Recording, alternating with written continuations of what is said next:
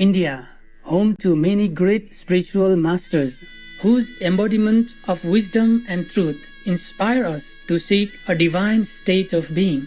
One such great personage is Swami Sri Yukteswar Giri. Paramhamsa Yogananda described Sri Yukteswar as softer than the flower where kindness is concerned, stronger than the thunder where principles are at stake. Sri Yukteswar was born on May 10, 1855 in Shahrampur, India. His given name was Priyanath Karar. At the age of 34, he turned to spiritual pursuits and began to follow Master Lahiri Mahasaya. Master Mahasaya was himself a disciple of Mahavatara Babaji and had become known for reviving the ancient science of Kriya Yoga.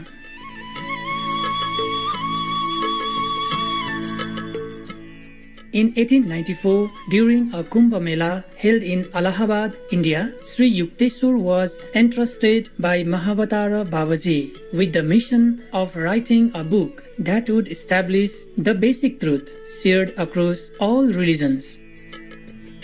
During this holy meeting, Babaji told Sri Yukteswar that one day a disciple of his would spread the yoga teachings in the Western world. This disciple was later revealed as Paramhamsa Yogananda, author of the famous book Autobiography of a Yogi. Babaji also gave Priyanath Karar the name Swami, a monastic title meaning the one who is with his self. Later, he was formally initiated into the Swami order. He took the monastic name of Sri Yukteswar Giri and wrote the book as instructed by Saint Babaji, which he titled The Holy Science. Swami Sri Yukteswar left his body on March 9, 1936. According to the description in Autobiography of a Yogi, he reappeared to Yogananda soon thereafter and informed him of the nature of the afterlife.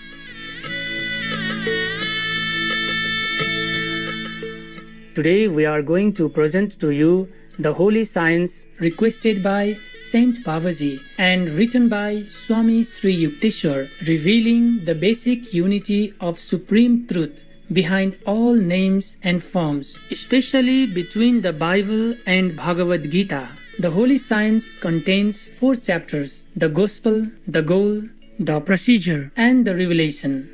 Each of the 4 sections addresses a stage in acquiring supreme knowledge.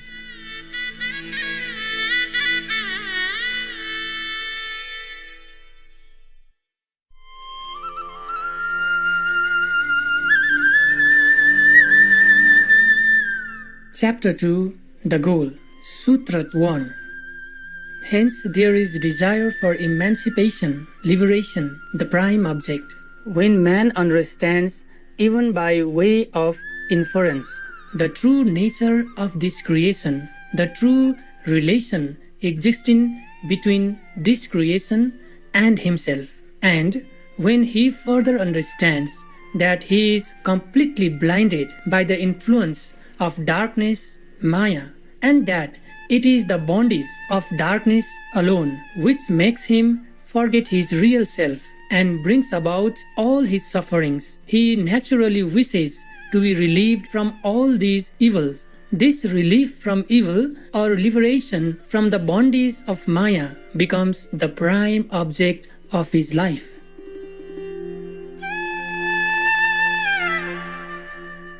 Sutra 2.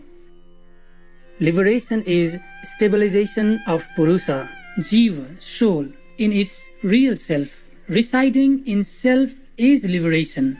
When man raises himself above the idea, creation of his darkness, Maya, and passes completely out of its influence, he becomes liberated from bondage and is placed in his real self, the eternal spirit.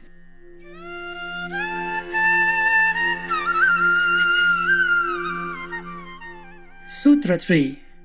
Then there is cessation of all pain and the attainment of the ultimate aim, true fulfillment, God realization. Liberation is salvation.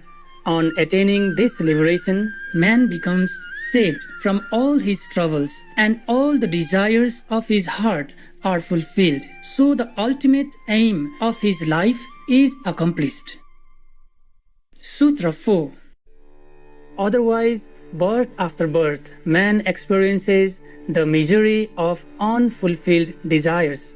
Why man suffers? So long, however, as man identifies himself with his material body and fails to find repose in his true self, he feels his wants according as his heart's desires remain unsatisfied.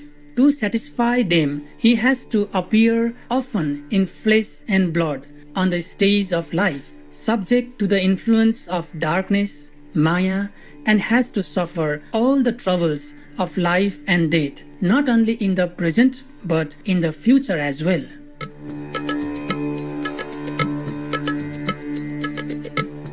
Sutra 5-6.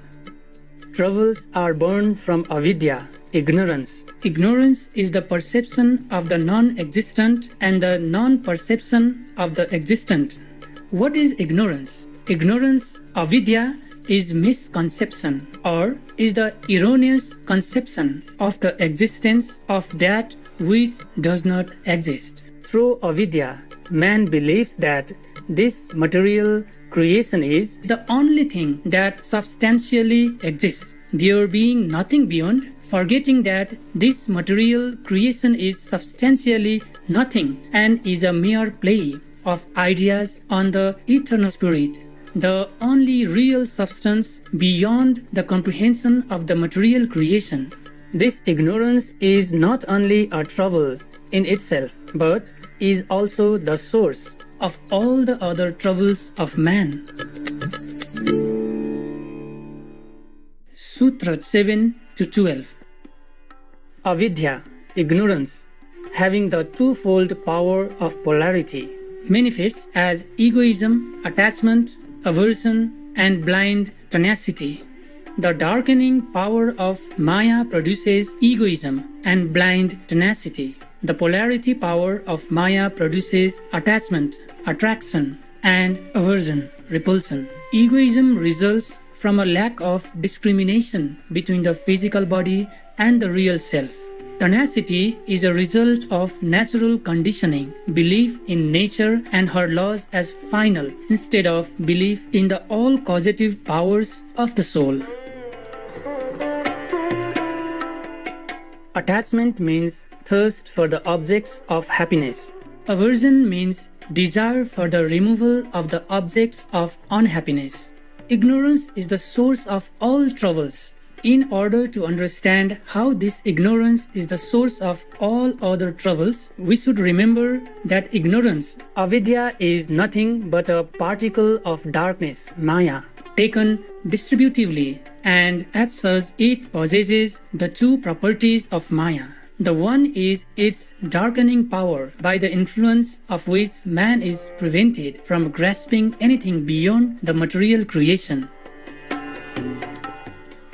This darkening power produces asmita or egoism, the identification of self with the material body, which is but the development of atom, the particles of the universal force, and avinivesha or blind tenacity to the belief in the validity and ultimate worth of the material creation.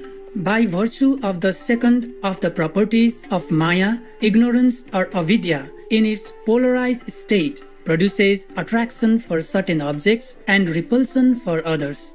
The objects so attracted are the objects of pleasure, for which an attachment, raga, is formed. The objects that are repulsed are the objects producing pain, for which an aversion, dvesa, is formed.